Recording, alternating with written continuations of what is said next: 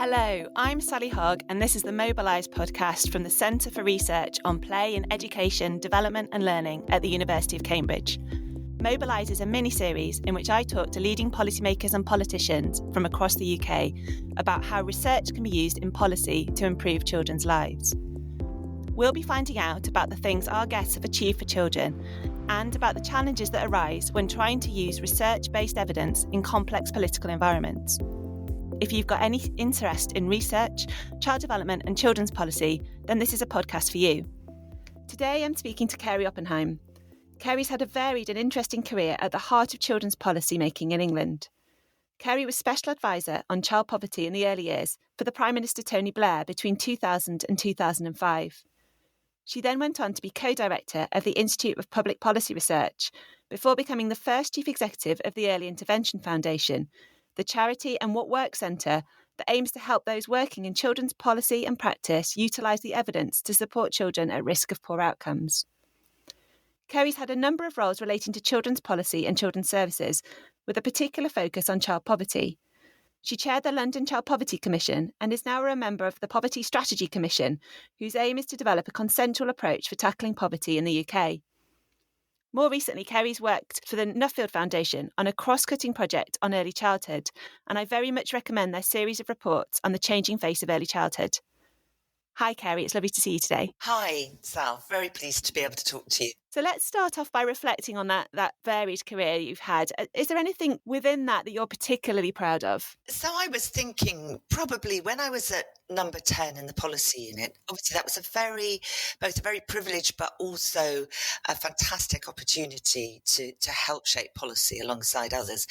And within that, I think it was thinking about how to turn the Prime Minister, Tony Blair's promise of eradicating child poverty in a generation into a measurable target that could work across government. And so, because when I arrived in number 10, the pledge had been made, but people had not yet thought what that would mean for how the civil servant should be working, how we make that a real promise. And we worked very closely with a small group of academics and civil servants to then create measures that then were in place until the then coalition and then Conservative government came in place. But I think they were very important in driving action both at the centre and then later on in localities towards addressing child poverty. So that's probably the standout thing that I feel very proud to have been involved with. And I suppose one other thing that I think is less talked about, which is around the right to work flexibly, which was actually not an evidence-based policy, but a strong feeling that we needed to be able to do more, particularly for mothers in the workplace. And we established a commission and then did some work around how to implement a right to flexible working and part-time working with employers and also other organisations, and that felt like that was then built upon later on, and it hasn't gone, so it feels like a legacy. Yes, and a lovely legacy to have. I guess there's some things that you work on in government that successes where they become a norm, and the childcare policies, I guess, that you were involved in as well, is something that, although childcare might change, really has changed the dial, that there's an expectation now that government has policy in that space. Like there is an expectation that flexible working is something that won't go away now. Yes, absolutely. And it is really interesting to see how the policy, when it sort of began, there was some initiatives under the major government, but then really expanded then under Labour. And obviously different governments have different priorities within that, but that now really feels like it is a core part of the welfare state, delivered in all different kinds of ways, which can't be taken away. So that's it's really interesting to be involved in that, both inside and outside government. Yeah, and as you say, a great legacy to have left. Can you remember maybe during that time when you were in number 10 or subsequently a piece of research evidence that really informed policy? Yes. So this was a piece of work that actually came about when I was at the Early Intervention Foundation which is a What Works centre, one of the early What Works centres, and also a charity. And it is around interparental conflict between parents, and the impact that that has on children's well-being and their outcomes. And the research was undertaken by Professor Gordon Harold at Sussex University, and it was about precisely in this territory. And I think it was pretty influential in a number of different ways, and for a number of different reasons. So can you tell us a bit more about that research and what it showed? Yes. So what his work showed was that the impact of frequent, intense and poorly resolved conflict between parents, whether they're living together or living apart, had a significant impact on children's well-being and their outcomes from an early age right into adolescence. And that would affect both children's physical and mental health, but also their educational attainment. And I think the research is also very interesting because it's not only does it have an effect on that conflict, and perhaps not surprisingly, on how parents, mothers and fathers parent, and their parenting practices and the amount of attention and concentration they can give to that, but also has an effect on its own, that it's not only via the parenting that it has an impact on children's outcomes.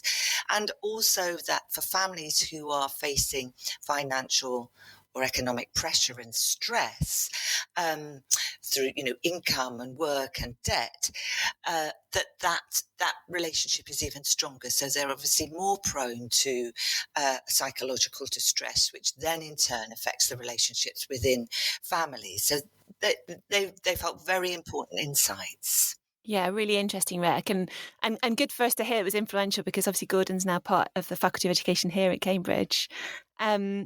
So what do you think, why did that research particularly get policymakers' attention at that time? So I think that there was an interest from the then coalition government and then into the Conservative government that followed in family stability. And sometimes that became quite ideological about particular family structures. But I think there was a real interest in how families can support their children to develop and to improve their outcomes. And there was actually a particular official within the Department for Work and Pensions who was really passionate about it. And so I think there was sort of quite fertile ground. And then in turn, there were a number of interventions that we found could have an impact on that conflict and on children's outcomes. So it was also something that government could do in response. So I think a combination of good evidence and good links that the Early Intervention Foundation had both with academics, so Gordon Harold was on our evidence panel then, but also within the Department for Work and Pensions, who was one of the sponsor organisations for the Early Intervention Foundation, and also then in turn with Number 10. So it was a kind of it was timing and relationships and evidence in combination. That's really interesting, isn't it? How those things come together, and the sort of fertile political ground to hear the evidence and the ability to act on it. And I wondered if you also saw sometimes maybe then when that didn't happen, where there was very strong evidence, but maybe not that fertile ground to act on it. I can't think immediately of an example where I can think of examples where, for instance, policy carried on regardless of the evidence. So there's an interesting, in relation to Sure Start, I think it's a really interesting example of seeing the relationship between evidence evaluation and the progress of an initiative. And there was a stage when Sure Start local programmes, which had been focused on deprived areas, were then expanded into Sure Start children's centres linked to childcare provision and made universal, although the policy was much more thinly spread. And that really happened not because of the evidence in relation to Sure Start, but because there was a strong desire to have a more coherent offer for families with children, both in relation to childcare, but also in relation to other services, that we wanted to be more universal, and that there was an appetite out there to have better services. At the stage in which the decision was made in order to expand it, we had quite limited evidence, in relation to Sure Start per se, and the evidence was quite mixed. So that's just quite I think a really interesting example of the complex relationship between evidence and policy making, and the different kinds of drivers you have to make change. Yes, and obviously policymakers are constantly balancing the political drivers, the practical drivers, different timings and things. Looking back, if you're kind of honest about it, to what extent do you think policy was evidence-based during that period when you were in government? So I was thinking about this because the sort of period that I was there, what work centres hadn't really been established, although NICE had been established, and I think was very influential then in people really understanding the role of evidence in helping make decisions, and also decisions about the use of resources in particular. But I do think actually we did use evidence quite a lot. So the kind of examples, I guess, that spring to mind are firstly the expansion of childcare provision. So, in particular, EPSI, the Effective Provision of Preschool Education Study, which was hugely influential in underpinning decisions around expanding childcare, what was effective, the value of quality early years provision in improving outcomes certainly in the short term, and then subsequent research. So I think that work was heavily evidence. It wasn't the only factor, but it felt that it played a really important role. And then another area which is probably vanished from a lot of people's mind was the baby bonds, the Child Trust Fund, which again was a sort of what in the end turned out to be quite a short-lived policy, which was about giving children, or babies and children, an asset which parents could invest and then build on, and that was based on research that John Biner did at the Institute of Education, which drew on the National Child Development Study, which looked at the relationship between savings, particularly, it didn't have to be big savings, small savings, on children's later outcomes. And that was really drawn upon by ministers, by David Blunkett and others, to shape the policy. And then we've talked a bit about Sure Start. I mean, Sure Start obviously was informed by a very long-standing body of research about the importance of the early years and later outcomes, the Heckman curve, and particularly the US evidence. And maybe that we might kind of come back to that, some of the challenges posed by that. So in terms of its overall conception and people's commitment to it, it was very evidence-based, and then continues to be, both in terms of the evaluation that was set in place at the time, but then also actually work that the Nuffield Foundation has funded, that Sarah Catton and others have done, about actually learning more about Sure Start's impact long after we've gone into a sort of, quite a major change of policy in relation to that programme. So I would say yes. It played quite a strong role. The role of it has changed, over time in relation to evidence and policy making. Yeah, and interesting listening to you there about those different roles that evidence can play, both in terms of just making the case for a policy generally, in that Sure Start example, in childcare, potentially making the case for childcare, but then really informing those specific decisions, which children, for how long, what sorts of settings, and then the evaluation of policies once they're implemented as well. You touched there on the sort of transferring international evidence, and I wondered if you did want to say a little bit more about some of the the challenges and opportunities that come from drawing evidence from different cultures and contexts. Yes. So that's, I think in relation to interventions, and this became particularly relevant when I was working at the Early Intervention Foundation, where we were very focused on manualised interventions addressing a particular outcome or a particular group of children.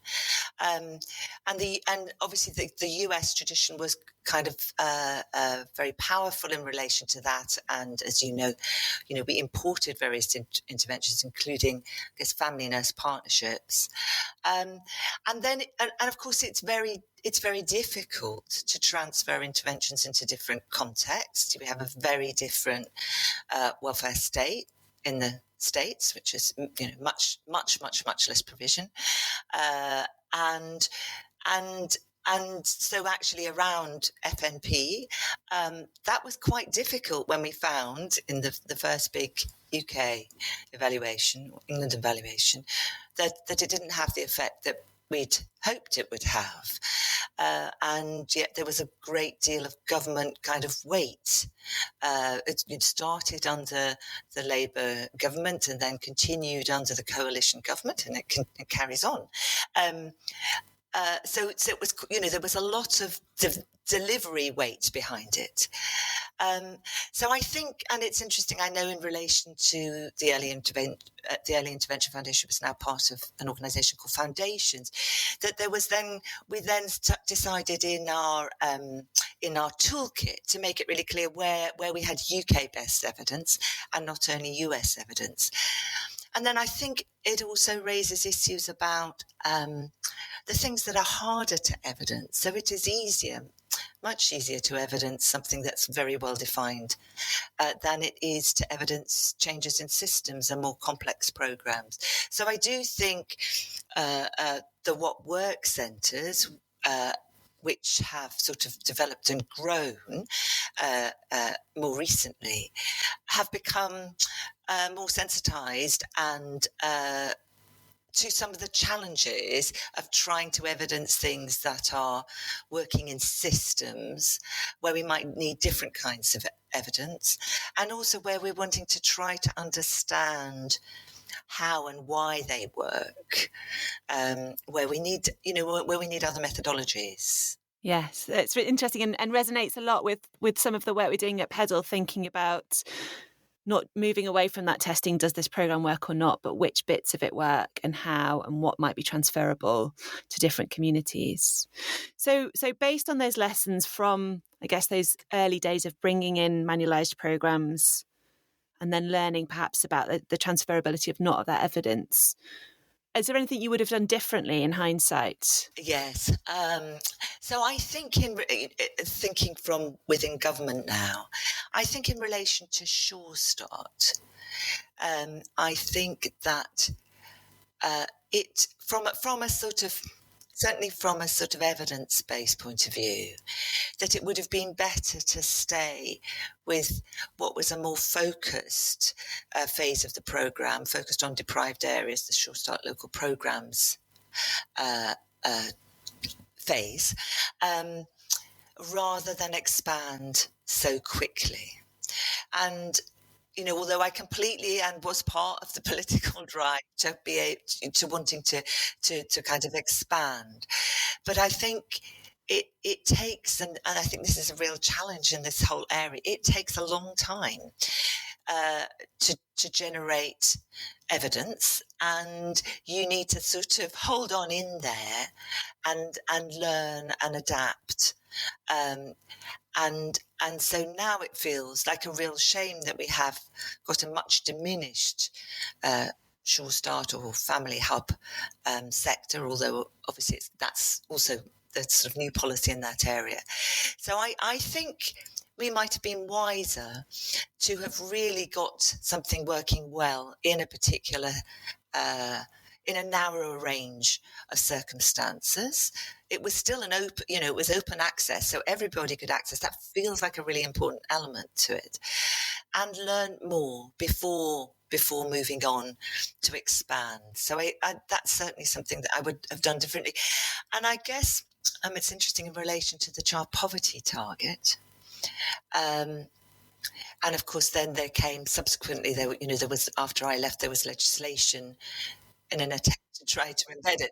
I worked on that. Yeah. I gather. I only heard today. I gather. So, and of course, legislation doesn't guarantee that something carries on. And I think there really, and that's not so much a kind of evidence reflection, but there's something about how you build ownership amongst a wider part of the population to help policy sustain. And it was quite a top-down policy, the kind of poverty strategy approach. I mean, lots of organisations who were involved in that area were part of it. But I think really thinking about the things that feel really critically important, how do you also do that in a more consensual way? So it's really interesting being both part of Social Metrics Commission and as Poverty Strategy Commission, which is kind of people come from all different kind of backgrounds and ideologies and political standpoints. And ideally, you would want something where there'd be cross societal buy-in, and I guess things like the minimum wage and the commission, the way that's operated, you've got a number of stakeholders, and that's been able to outlast different governments. And I think that's more about evidence-based policy making, not evidence-based. That seems to be quite an effective way of working if you can get that agreement early on and it can continue. And again, interesting tensions in those two examples, because arguably the fact that children's centres expanded into different communities did create more of a support for them across a wider population and more of an outcry when they closed than might have existed if they were only in narrow areas. But ultimately also led to that narrative of, the middle class mum coming in her Land Rover and we don't need to spend public money on this sort of service. So those kind of tensions around who's benefiting from services and what does that do in terms of the goals of the service, but also how does that influence how they're perceived and the public support for them existing? That's exactly right. Yes, it is. And as you say, one is how do you build a kind of coalition for a policy where you want, as many people as possible to kind of benefit from it, and then what the kind of evidence tells you about who's going to be most effective for. One of the things I was interested in exploring with you about Sure Start as well was one of the guiding things around the initial Sure Start local programmes was a sort of co-production with communities and with voluntary sector stakeholders and people who knew the communities, and how that sits with research evidence and bringing interventions. And if you've seen examples maybe of how to marry up that kind of the local co-production and the knowledge of evidence-based practice and evidence-based interventions. Yes, that's such a good question. So I think there is clearly a tension between a sort of grassroots co-produced way of working and then this much more manualised approach in relation to an intervention that has to be delivered in a certain way. But we have seen there are examples of where you can combine them. So I was thinking about a programme called Empowering People, Empowering Communities, which involves people in the programme, and is a different way of working where there is a good evidence base. And interestingly, there is the work that Sarah Catan has done on the later impact of Sure Start, when you start to look at more longer term data, and recent work that's forthcoming on attainment, which actually shows. And they can't separate out all the elements of the Sure Start local programmes. But obviously in that first tranche, there was a very strong element of those Sure Start areas shaping the kind of offer that that the Sure Start centres had. And obviously that's a core part of getting uptake and reach into the community, which is an essential part of being able to improve outcomes, particularly for families who are underserved or harder to reach. So I think that feels like, and so they can't identify, to what extent that was an important part versus, budgets and all kinds of other things. But it feels to me that if we're wanting, I mean, it's not just feels to me, I think if we're wanting to reach people who we think might be most able to kind of benefit from initiatives, we have to work in a co-produced way.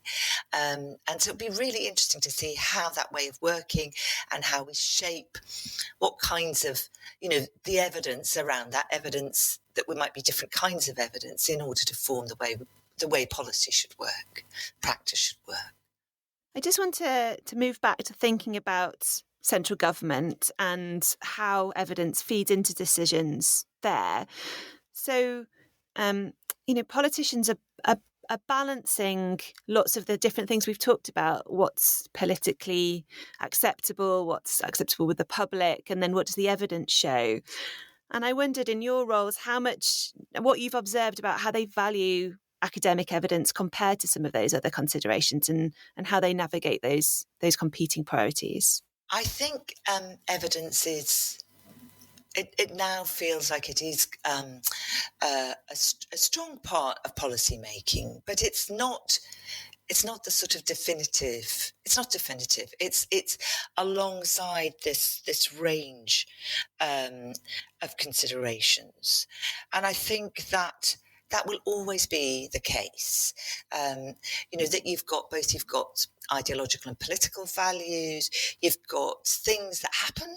So whether it's COVID or whether it's the financial crash, I mean, the period that I was in government was a period of economic growth pre-crash, benefited from some of the growth that had begun at the end of the major administration. So it was a very lucky period in retrospect. I don't think we necessarily saw that at the time. So there will always be those things, and also whether something is kind of acceptable to the public or valued by the public. But I think the evidence is a really important part of the argument, the kind of and the sort of testing of policies. So maybe it enables more kind of intentional policy making, where you might decide that you're going to put the evidence aside for X, Y, or Z reasons, and so I think. And of course, the other big constraint is, which we sort of talked about, is also to do with timescales. That you've got a political cycle which is very different from giving policies time to work and being able to evidence that they might work. But I would say both in my experience, either inside or outside government, I think evidence and research is taken seriously. I think it's also quite difficult, though, if it runs counter to politicians in particular, whether they're ministers or MPs, intuitive feelings about things. So, this wasn't my direct experience, the famous example of Scared Straight. There's evidence, this policy about taking young people into prisons to go and to witness what it's like to be in prison in order to put them off committing crimes, where you actually, saw the opposite effect. But even so, in conversations with MPs, they will say, well, I've seen this thing that happens in my constituency. So I think that's always quite, difficult, because you're trying to get people to engage with evidence and to see things in a more generalised way than their personal experience. Yeah, and I definitely saw that in government. The one person who collars a minister on their day out and has a story, and the power of that story compared to however many academic papers you might have. I think one of the things that potentially has maybe changed as a result of all of the great work of organisations like the EIF talking about the importance of evidence-based policy and practice is that more people are trying to say that they are evidenced, and sort of and I wonder how good you think policymakers and politicians are at making those judgments about the quality of evidence in a world where potentially everybody is coming to them saying that their idea and suggestion is evidence-based, and how we help them to navigate that? Probably not, really. I think not great at being able to do that as politicians. And that's not so surprising. That's not, unless it's their background, which it's mainly not. But I think civil servants and local government officials, that will be changing and is changing, and I think both the What Works centres and the role of universities are also much more focused on thinking about the impact of their research on policy and practice. Provide really important ways of being able to kind of upskill the people who are advising politicians or select committees, or the quality of actually the House of Commons library service and so on. So I think there are a number of routes to being able to do that. I think you have to be realistic about what politicians or ministers will have time to engage with, and so I guess thinking about the role that universities and things like the program that you're offering can play in relation to raising the level of understanding about different kinds of evidence and what they can and can't tell you. So I feel quite optimistic. I was thinking about the Nuffield Early Language Intervention, which had a really long-standing evidence base of working with academics for a long period of time to develop this intervention, testing it out, then using the Education Endowment Foundation to test it more widely, then the Department for Education, rolling it out in primary schools. It's a reception year program. And in turn, then it's now being rolled out more widely, and a new intervention is being delivered in relation to the nursery sector. Well, firstly, that just shows you this is a long process, and they were lucky enough to have a foundation that was able to kind of invest over time, not subject to changes in government. But I do think that it's been part of a wider understanding about the importance of communication and language in children's development. So there's an intervention, but there's a broader understanding with a lot of academics and practitioners who've all kind of played into that. And I think that is understood in relation to, the conversations that you have with officials, which in turn is affecting policies undertaken by this government and intentions in relation to the opposition. And we've nicely gone full circle there, because we talked at the start about the evidence that builds an understanding of what the issues are and of child development in its own right, and then also pairing that with the evidence of interventions that can act on that. We've got time for one last question, Carey, and I wondered if you might actually just tell us a little bit about some of the work you're doing with the Nuffield Foundation around early childhood, and maybe some of the research questions you think still need to be answered in that space. Yes. So we did this piece of work which looked at how young children's lives had changed and what the evidence tells us about what would enable them to flourish in the here and now and in the medium and longer term, and put together a sort of a set of policy recommendations which are based on the evidence, both in quite specific areas and more broadly, really came to the conclusion that we needed to think about early childhood in the round, and think about an early childhood strategy in which would sit some rethinking around the role of childcare and early education, and particularly the kind of linkages with health, but also with poverty and deprivation. And what we have is still really quite a fragmented system, whether you're talking about what's going on in Whitehall or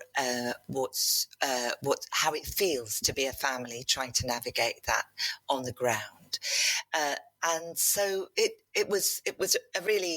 felt like a really useful project, bringing people together, drawing on people like yourselves and many others' kind of experience and expertise. So really sort of standing back in terms of what we still don't know or would be useful to do. So I think one is around the interconnection between sort of material and conditions and deprivation and the other factors that help improve children's outcomes. I think we don't have great evidence about the relative weight and importance of these different factors. I think we know less about sort of smaller groups or subgroups of the population. So we know less about ethnic minorities. We know less about the intersections between class and race and gender in relation to the early years, both in terms of who's thriving and who's not thriving, and how we really meet everybody's needs. I think fathers, there is more work on fathers, but still we don't know enough and think about actually what their roles are and what the evidence tells us. So I would say those are still some of the gaps that, I'm sure Nuffield and others would be very interested in people thinking about how we fill them. And just one last thing around implementation. So I think we think a lot about research, and we research less or evaluate less about how things are implemented. And clearly, it's absolutely critical to making change that sustains. Fascinating. Some really big questions there and lots of food for thought. Carey, we've run out of time for today, although I would love to keep talking to you. So I'm going to draw it to a close. But thank you very much for talking to us. I really appreciate it. A pleasure. I really enjoyed it too. Before we go, I'd just like to remind our listeners that if you enjoyed listening to this conversation with Carey, please do check out the other podcasts in our series, which you can find on whichever platform you get your podcasts. And please tell your colleagues about the Mobilise podcast too. Mobilise is a mini-series created by the Centre for Research on Play in Education and Development and Learning here at the University of Cambridge. For more information about Pedal and to access our wider resources, please visit our website, pedalhub.net. Thank you for listening.